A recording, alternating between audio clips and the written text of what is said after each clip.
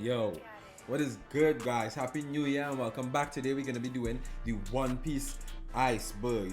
I just wanted to do something a little different and I thought this would be a fun idea. So without further ado, don't forget to like and subscribe if you haven't already, fam. Like, please.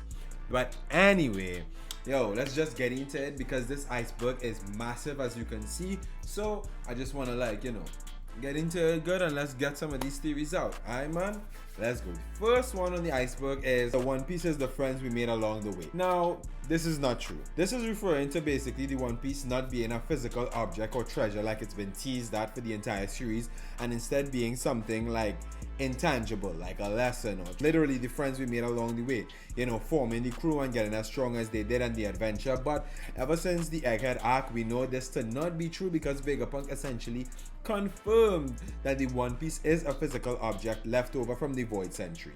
So yeah, this one turned out to be incorrect. Next up, we got Carrot Nakama. I guess a lot of people during the Whole Cake Island arc, after seeing how much Carrot gelled with the Straw Hats, they believed that she would be a member eventually. I feel like this is the same thing as the Bonnie is gonna join the Straw Hats, although in the latest chapter we found out that she's most likely gonna stay with her dad. So yeah, Carrot Nakama never turned out to be true. But the next one on the list, Zoro will cut Diamond. I think that if it's not already true, it is going to be true. Specifically when we see Zoro face off against someone like, I don't know, Diamond Jozu, because we know already that with his advanced conquerors, he can cut through the toughest of materials, even being able to harm a Lunarian like King. Like, that was his whole thing. King could not be cut as long as his flames on his back were burning. So like, once Zoro cut him with the flames on, we knew that he could almost cut anything. And I believe this was more of a theory from Alabasta when Zoro was struggling to cut Mr. One because he was made of iron. So like, yeah, but no. We all know Zoro is way strong enough to cut Diamond at this point, so I guess this one came through. And next up we had Roger had the Gamu Gamu no Mi, and bruh, I wanted this one to be true so bad, bro. I wanted this one to be true so bad, but turns out it wasn't. We learned in Wano that Roger didn't have any devil fruit at all. I guess this one made a lot of sense considering the fact that Joy Boy, we assume that Joy Boy had the OG Gamu Gamu no Mi, so then Roger would have had it and then it got inherited to Luffy like the inherited will thing. But the fruit hasn't been awakened in it said it hasn't been awakened in 800 years, but nope, Kaido confirmed for us that Roger does not have that devil fruit, so it is what it is. But next we have Zoro being from Wano. Okay, this is one that yes and no. Ushimaru's older sister, and his grandfather was a local swordsman named Pin Zoro. Zoro's father, Roronoa Arashi, died fighting pirates on Shimotsuki Island, or Swordsman Village. Well, I can't remember what it's called at this exact moment, but yeah, Zoro's lineage on his grandmother's side comes from Wano, but everything else is native East Blue blood, I guess. Next up is the Yami Yami absorbs devil fruit powers. Now this one might be true. So far from what we've seen is that Blackbeard is able to steal devil fruit powers, but it closely involves darkness. We know that the Yami Yami no Mi is able to nullify people's devil fruit powers, but what if, and this is a theory that I've had for a minute, what if in an awakened state, it can also completely remove devil fruit powers? We know that it's not the source of Blackbeard being able to have multiple devil fruits because Saturn confirmed for us on Egghead Island that he has a special lineage. But I still believe that the Yami Yami no Mi has the ability to remove devil fruit. So this one could potentially still be true. Plus, we know that it isn't a power that Blackbeard already has because when he had to steal the dark fruit, he didn't steal it after the person ate it. We know that he killed his crew member Thatch and then stole the devil fruit, ate it, then went after Whitebeard's fruit. And it was only after he had Whitebeard's fruit that he started building his crew and stealing devil fruit. So the Yami Yami could have more mysteries than we believe. Admirals will fight the monster trio.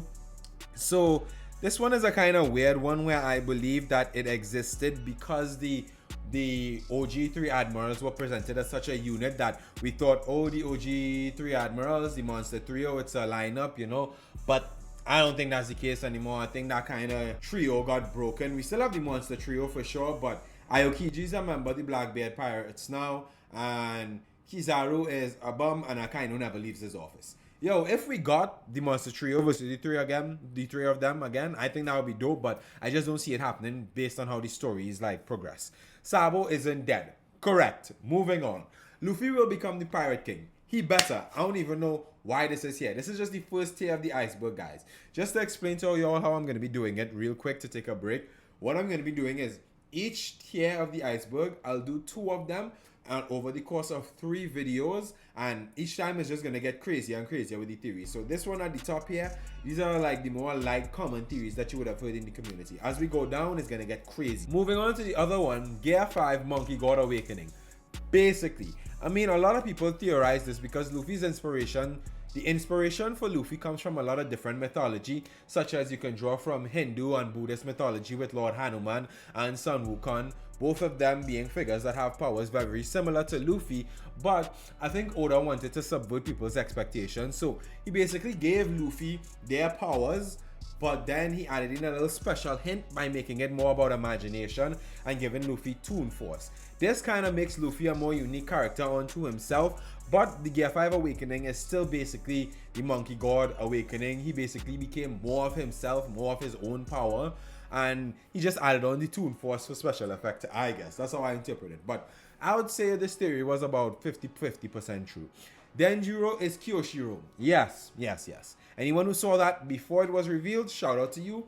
That was big brain energy, but essentially, yeah, Denjiro was Kyoshiro. Shanks has the strongest hat. I believe this is the case. I believe that because the Gorosei themselves have said that if Shanks went on a rampage, he would be too much of a powerful force to deal with. And yo, I don't want to spoil anything, so I'm not going to say much about what's going on in the manga right now. I don't believe that Shanks is the strongest swordsman because Mihawk may just have more skill with a sword. But in terms of raw power and raw haki, yes, Shanks may be a massive issue. Aokiji spying on Blackbeard. This one I also am a heavy believer in. I think there's a lot of stuff to point to Aokiji being a spy for the Blackbeard pirates. First of all, look at the way that he joined them. He didn't really ask to, and it didn't take much convincing. Teach basically told him, oh, well, you know, you got nothing to do, might as well join us. And Aokiji was like, bet. You know what I'm saying? And also, his fight with Garp on Hachinsu, there were a lot of moments that I feel like Aokiji was holding back. Yes, he was mentally nerved because Garp was his instructor, his tutor, his mentor. But with those ice powers, bruh, like, okay, let's take this for example. He said he was trying to kill Garp, but Garp ended up surviving. He could have took an ice spear and stabbed Garp and killed him. He could have frozen that way beyond the level that he froze him at. To me, it feels like he's running a very, very secret mission for Shield.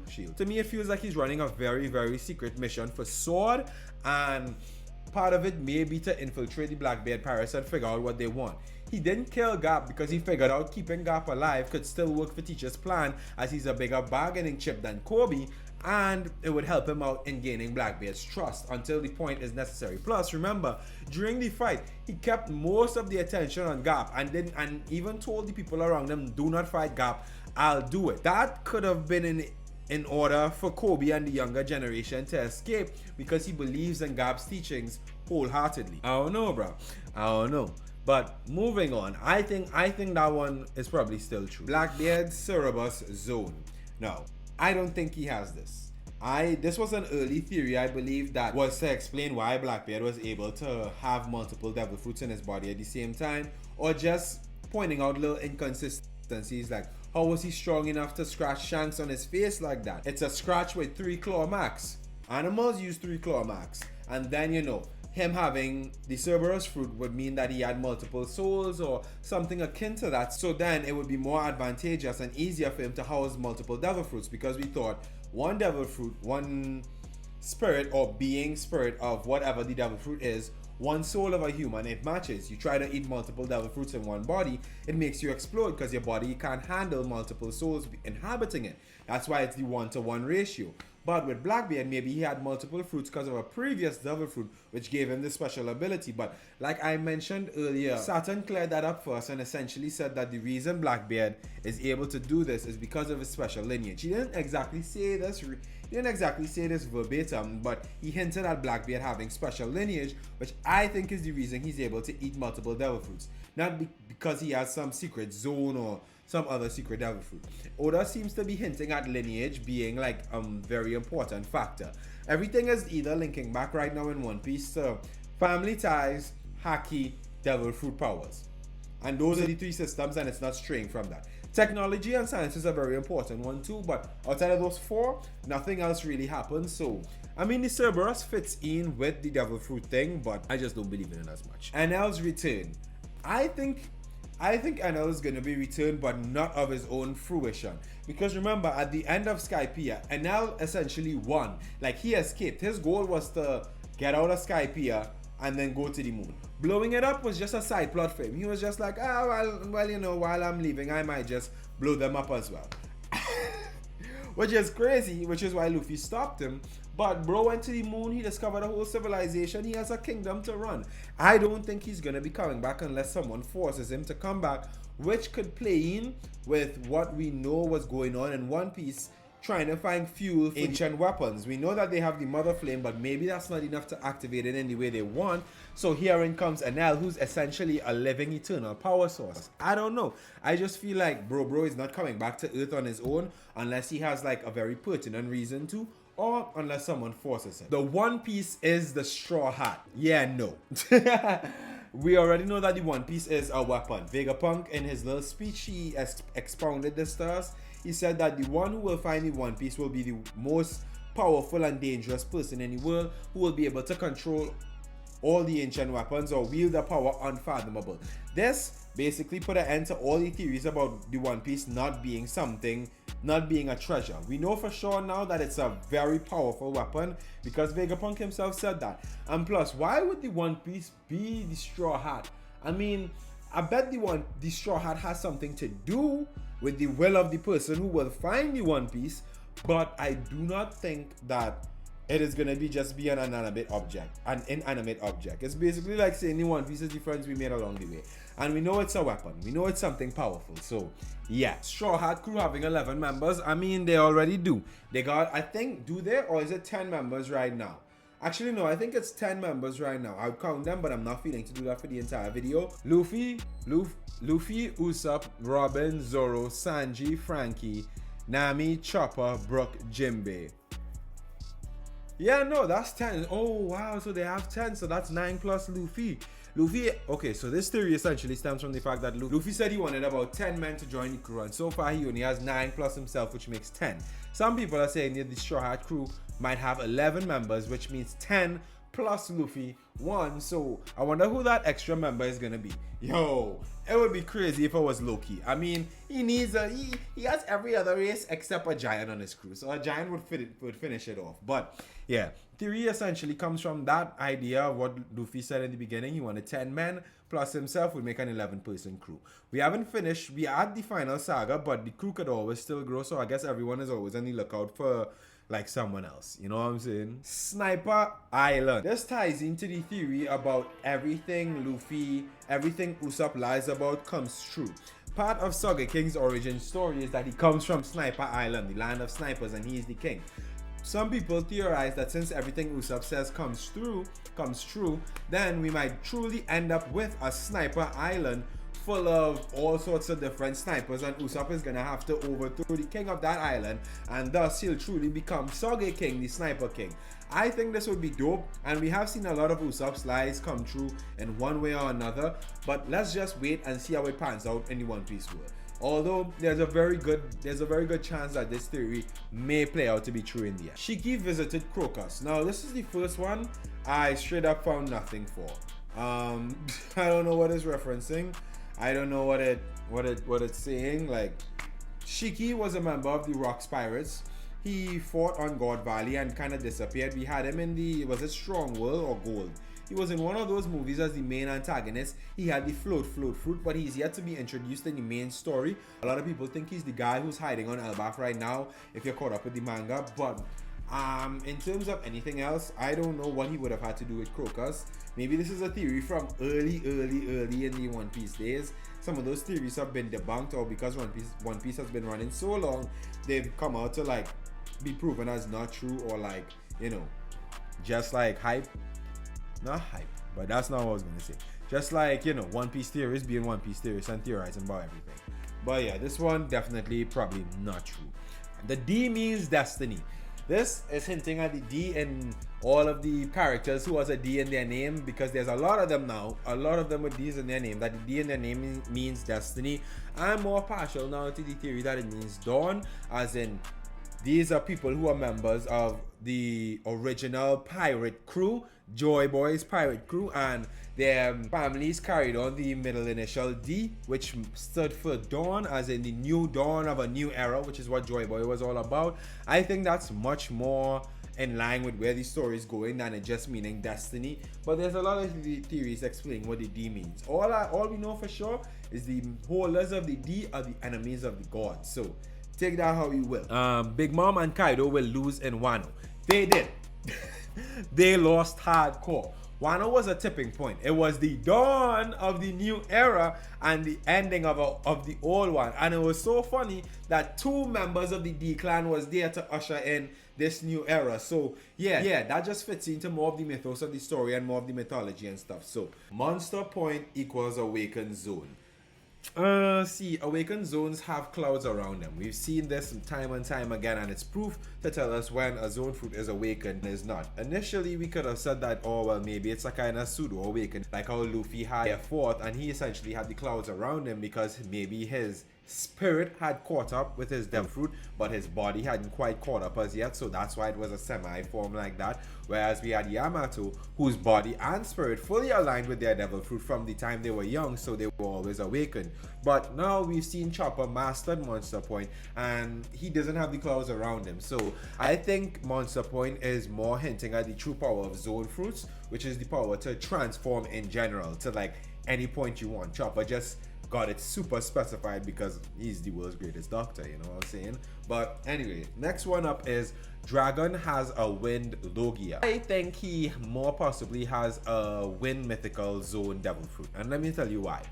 Now, the Logia theory spawns from the fact that when he showed up in Logtown, he used the winds to push Smoker off Luffy and essentially save him. So everyone was like, oh, Logia is the most powerful fruit.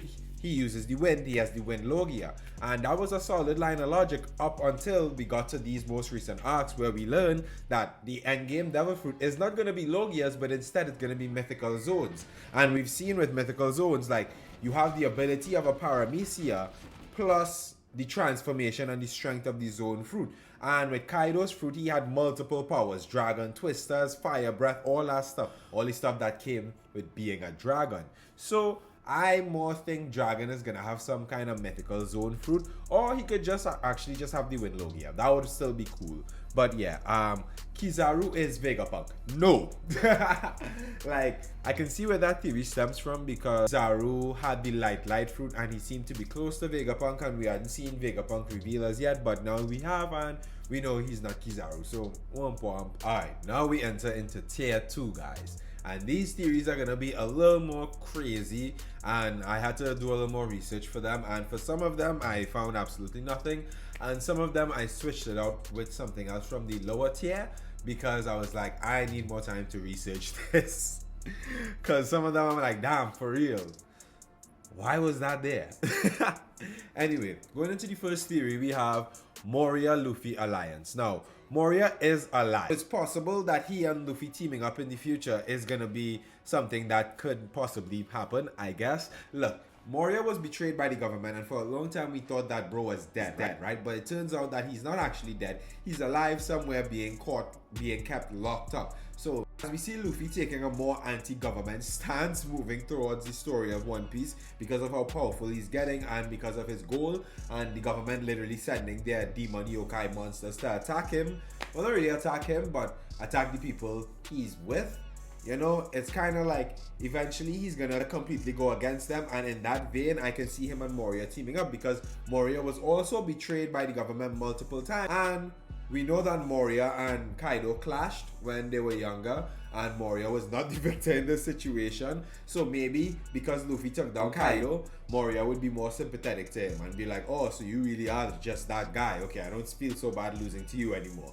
But yeah. Plus, we've seen how the Shadow Fruit can give Luffy an insane buff in abilities, and that could be very interesting when fighting another person who has a, dark themed Devil Fruit. Next theory, Gorosei immortal. So this has literally just been confirmed. The Gorosei are immortal, but I think what this theory was more hinting at is that the Gorosei have existed long before, like a very long time now, all the way back to the Void Century, which I don't think all of them has. I think Saturn was one of the oldest ones, and that's why Oda used him as an example to show that yes, they are immortal, but that could be some extension of Imu's own powers, so Imu could take their immortality from them, because we saw a new Gorosei member be appointed and one get executed. So yeah, they are immortal, but it's conditional immortality, and some of them look pretty young. So maybe the oldest one they just got rid of, because Saturn was there during the God Valley incident, bro. Like he old as hell, and he was an old man then too. Nami has a special type of haki / power.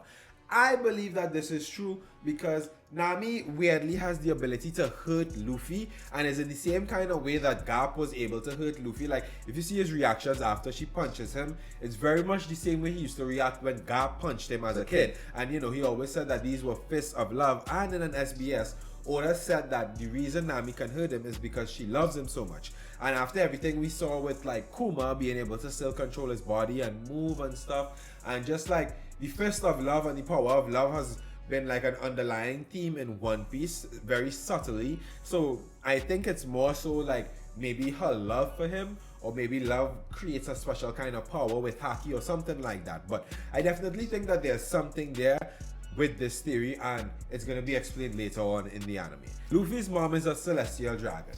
This one is old because we've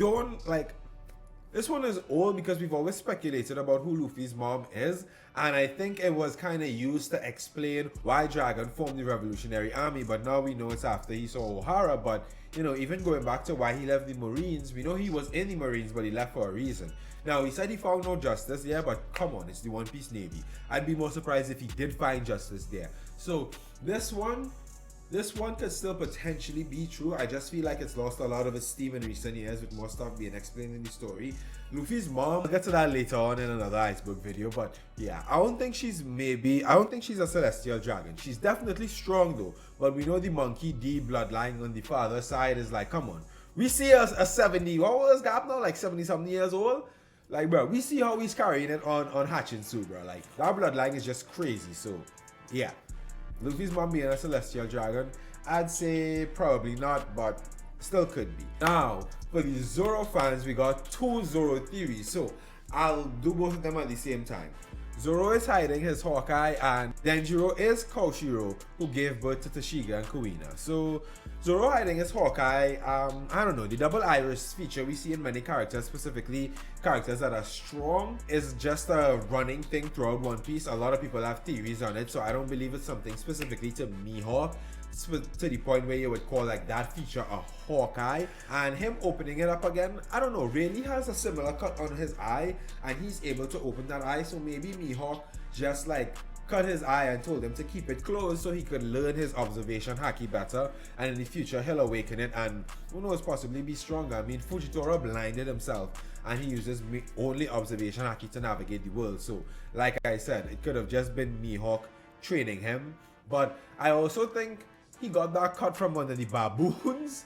So yeah, that time skip area is very funny with Zoro's training with Mihawk. We don't really know much of the extent to what Mihawk actually taught him. But yeah, the theory basically states that he's holding a special power in that eye that he's keeping closed. I don't know. He literally could just be blind. I feel like Zoro's the type of guy who maybe he would have opened that eye when he was fighting King or something like that, bro. Like he was on the verge of death there. If it was any time to open that eye, it would have been then. But who knows? Maybe he's hiding something. I don't know. I just don't believe in it that much. And with Denjiro and Tashigi, this kind of goes into the next theory because it all revolves around Tashigi and Kuina, right? Tashigi and Kuina are two different people. The only connection between them is that they look exactly alike, which I know is weird. We know that Tashigi was born in Shimotsuki village, and she's actually Zoro's cousin because the grandmaster of the village was like Zoro's uncle related to his father and the whole Shimitsuki bloodline that migrated to that village and founded it after they left Wano when Kaido took over. So we know that sure Kuina maybe died, but there's other theories in the Iceberg that deal with Kuina, so I don't want to touch too much on that. But I think that Tashigi is Kuina. I think there's a high chance that she could maybe be a clone or something like that. Do I think Denjiro gave birth? No. Denjiro was in Wano. He did not leave Wano. He was in Wano the entire time. So, and plus we know who Kuina's father is. But Kuina's death has always been a weird thing. Oda said that her death was meant to symbolize how simple or precious life was. You know, they said she fell down the sword. She fell on her sword while walking down the stairs. So, you know, I don't know how that happens to a master swordsman, but you guys let me know what y'all think in the comments. Crocodile was a revolutionary. Yeah, no, not unless it was in some flashbacks we didn't see. I think this theory is used a lot to fuel the flames of another theory, which is that Crocodile is actually Luffy's mother, and I don't know how true that is. It's a big stretch, so there's a chance that maybe yes, Crocodile could have been in the revolutionaries at a point and then left because he became disillusioned or, you know, went through a very big change in life, if you all get what I'm saying. But besides that, bruh, there's nothing that we've seen, and we've seen a lot of the revolutionary army's backstory at this point that would like succinctly link them. So for this one so far, I'd have to say probably not. We new Nakama in the new world. Yeah, we got one, and that was Jinbe. However, we are still in the new world. We just got to Elbaf in the story, and yo, we don't know what's gonna happen from here on out. Bonnie can very well still join the Straw Hats depending on how things go with Vegapunk trying to restore her dad, although Vegapunk is the smartest person in the series, and if anyone can do it, it's them, her, him, I don't know, amorphous being. Blackbeard invades Whole Cake Island. Yes, whoever came up with this theory, if you did it before it actually happened, you deserve a cookie.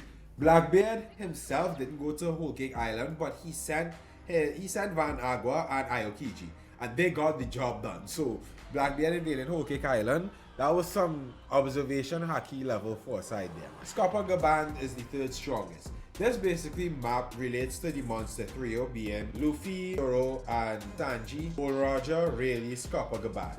That's how they see it. Roger was the strongest, really was the swordsman of the crew expressly, and he was stronger than, and he was the second strongest. That would make Scopogaban the Sanji of the crew, making him the third strongest. Probably true, not 100% sure, because Roger was also a swordsman, so like he was probably just a stronger swordsman than Rayleigh, but Rayleigh was insanely strong as well. So like, you know, I still believe we haven't seen Roger and Rayleigh's full power, and we're gonna see that when we get the God Valley's flashback. Like, and I can't wait for that. Rox is Blackbeard's father.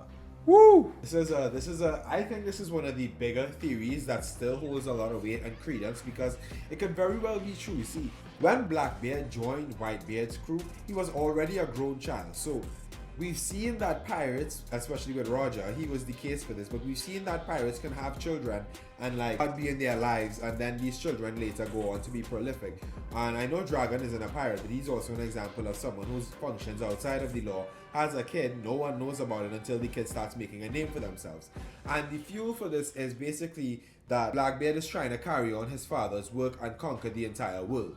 Which, I mean, yeah, I could see that, and it could explain why Rox was so strong as well. Maybe Rox was also a person that had multiple devil fruits, because look, everyone who was in his crew went on to have very strong devil fruits, and Blackbeard is doing the same thing. His crew has very strong devil fruits. We know at the God Valley incident, that's where Rox lost, and he lost all his power or died or whatever happened to him. We don't know, and that is what makes this theory so much potent. And plus, we know that Whitebeard never really trusted Blackbeard or accepted him into his crew. Maybe it's because he felt the same vibe that he got from Rox from Blackbeard, and that was because Blackbeard was his son. And maybe that's why Blackbeard joined the Whitebeard Pirates in the first place, because he knew, yo, I hang around here long enough, Whitebeard was part of my dad's crew, he's strong and he's a trusting guy, I'll get my chance. And he did get that chance and he took it. So A1 planning by Blackbeard. I think this theory could very well be true, and if it is true, it'll make the story even more fire, because that'll give credence to Blackbeard's special lineage and why Rox is no longer around. Kaido was born a dragon. No, he was not. You know, Kaido ate his devil fruit at the God Valley incident, and this was during the whole, like, you know, Rock's crew falling apart and all that stuff. Kaido was born an Oni. Kaido was born a special race in One Piece, and that is why he's so strong. Special race, I've seen a lot of people theorize that it's Onis, which could be like, which is essentially ogre. So yeah, that's why he's so strong. And that's why Yamato's so strong too, Oni Princess. Toki is from the Void Century. Yes, he literally is. When we met her, she said that she came from 800 years ago, but she was 20 years too early, and she was just waiting there. Maybe something went wrong with her powers, maybe she got trapped. She didn't confirm that she was from the Void Century, but she said she came looking for people, but she realized she was 20 years too early. So it very well could be assumed that she was maybe part of Joy Boy's crew. Maybe she knew Joy Boy. Maybe she knew the seer of that time, the Madame Charlie of that time, who made the prophecy that in this time these pirates would come and find the One Piece and all of this stuff would happen. She really was looking for Luffy, but she came 20 years too early, and she fell in love with Oden and decided to live her life there. But that is why she sent Momonosuke and the rest of them to that time period, because she knew that is when those pirates would most likely be coming to Wano. Woo! We cooking with some of these, bro. Oh, One Piece is just goated, bro. I just like, that's why I wanted to do this Iceberg, bro. One Piece is just like really goated. Anyway, next theory. Okay, so these two actually go hand in hand. The seas will collapse to form the all blue, and Luffy will destroy the red line. Yo, yeah. With Luffy destroying the red line, the walls of the red line will collapse, making all the seas merge together to create the all blue, therefore fulfilling Sanji's dream, which is like just the top tier writing of One Piece. You see, Luffy will inadvertently bring about all the dreams of his crew members. Zoro wants to be the world's strongest swordsman. Well, that's what he needs to be on the Pirate King's crew. Sanji wants to find the all blue, and to unite the world and to stop the tyranny of the celestial dragons, Luffy will destroy the red line, bruh. This theory has been around for a while, and I always was like, yeah, but how is he gonna do that? Bruh, after seeing Bajaran gun, bruh, yeah, bro got it. Bro got that. He got that. And even beyond his own physical power, bruh, seeing what Gap and Kobe did with Honesty and Galaxy Impact on Hachinsu, bro. Imagine Luffy getting a version of that attack himself, bro. Or even the destructive capability of Uranus, the ancient weapon. We saw it wipe an island off the face of the planet, bro. Or even what the One Piece could possibly do. I mean, there's a lot of stuff in the story that hints to at least one of the walls of the red line being destroyed, or maybe Reverse Mountain itself will be destroyed, and that is what will become the red blue. You know where Marijua is, where Fishman Island is? That also ties into Madame Charlie's theory about Luffy destroying Fishman Island. All of that stuff just points towards him doing that, giving birth to the all blue. So this theory, yeah, I think it's just like us picking up on Oda's foreshadowing at this point. This is another one for the Zoro fans, but Zoro cuts nothing. Basically, this theory is hinting at Shiryu's awakened fruit being able to turn him into literally nothing, because in its base state, it turns him invisible. So in his awakened state, maybe it'll be awakened, maybe it'll be able to turn him into nothing. Although really it should just make him be able to like, turn other people invisible, spread the ability to other people. But you know, Oda likes to cook with these devil fruits sometimes. So if it is able to turn him into essentially nothing, where he's not just invisible, but he has no physical form, and Zoro has to cut him like that, he'll essentially be cutting nothing, which is just fire. So yeah, I would love to see this theory come true. Bonnie is Ace's sister. Nope, sorry, not true. Bonnie's mother was Ginny and an unknown celestial dragon, maybe Saturn unfortunately, and Ace's parents were Goldie Roger and Portuguese de Rouge. Completely different people. Jin is a member of the Red Hair Pirates, or Jin is a red-haired pirate. I don't know, bro. I didn't find anything on this. Maybe that's why maybe the series trying to imply that's why Mihawk was actually hunting them, because they were former member of the Red Hair Pirates, so they were affiliated in some way.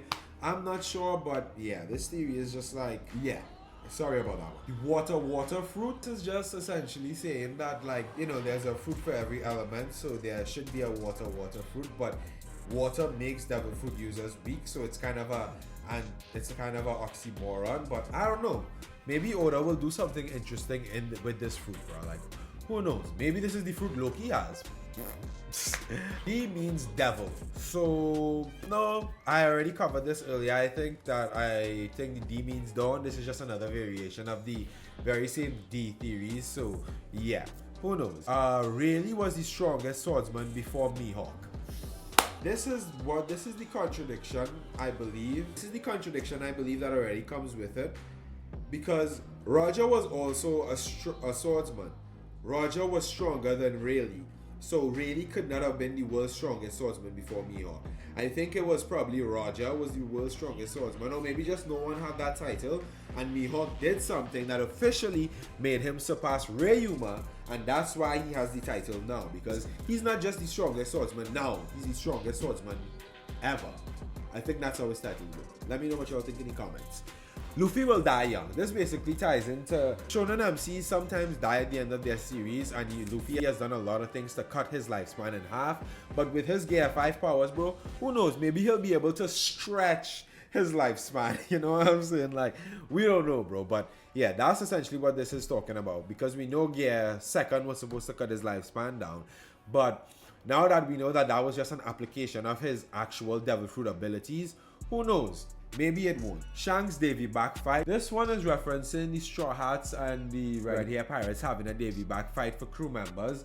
I don't really see that happening because why? Who on Luffy's crew would want to join Red Hair's crew, and who on Red Hair's crew would want to join Luffy's crew? And I feel like the only reason people do that is to amass large and powerful crews. Maybe with Blackbeard he'd want to do that, but not so much with Red-Haired Pirates. I don't feel like that's really Shanks' MO. Gorosei will wield Shodaiki Tetsu. Yo, give this man a cookie, whoever came up with this one, bruh. Because this has basically been confirmed. This is the blade Nose Juro the Ethan Aboard uses. I remember his name. Yeah, he uses Shodaiki Tetsu. And I even made an entire video about about him having Shodaiki Tetsu, and it ties directly into the next one, which is Zoro will get Shodaiki Tetsu. So y'all should definitely go watch that video, bro, because I talk about all of that stuff in that video. So you know, let me know what y'all think about that one in those comments. Green Bull has a plant Logia. Again, give this boy a cookie, bro, because this one came out to be true. You know what I'm saying? Green Bull, we given his name and other characteristics about him before he was fully revealed in the manga and anime. We thought he was gonna have a plant Logia, a plant Paramecia, something like that, and that's what he has. I mean, technically the forest is something that is naturally occurring, so yeah, he could be the forest itself, but like that's not an element. But you know, we let Oda slide with it. It's cool and interesting to see, so they'll definitely see more of him coming up. Rockstar is Rox's son. Yeah, no, I don't think. This just comes about because Rockstar is a member of the Red-Haired Pirates, and he kind of looks like Rock, so they thought maybe Rox's son joined Shanks' crew, and that's why. But no, I don't believe in this one, guys. I'm sorry. I just final theory for this Iceberg, guys. King's race lived in God's Valley. Maybe they occupied the territory at one point, because we also know that they supposedly lived atop the Red Line. So that is another part of this theory that gives credence. Maybe the Lunarians existed in various places throughout their entire existence until the Celestial Dragons hunted them down and killed them. So yeah, I think when we get more explanation into God Valley and the history of the One Piece world in general, the Void Century, we'll find out more interesting things about this. But this very well could still be true, and this very well could happen. And this very well could have happened, sorry. So yeah, but anyway, yo, if you watched this entire video, bro, thank you so much, fam. If you made it to this part, this is like, I'm just trying out new things this year, guys. New year, you know, I'm a YouTuber, so I'm truly gonna live up to what's in my bio and make videos about things I like. The One Piece Iceberg is just something fun that I wanted to do for a while, but I haven't really had the time. And I was like, yo, my first upload for the year, let me do something interesting. If you like this video, please hit that like button, bro. Let me know what you think in the comments, and subscribe to the channel if you like the content. You know, I know a lot of y'all that actually watch the videos. Y'all ain't subscribed, bro. So, you know, hit that subscribe button. And I'm gonna be dropping the entire Iceberg. This was just the first part 1. There are 2 more parts to come out, bro, and it's just gonna be getting crazier from here on out. So make sure and come back for the second video, and I just want to say thank you so much to you guys who watched. Peace out.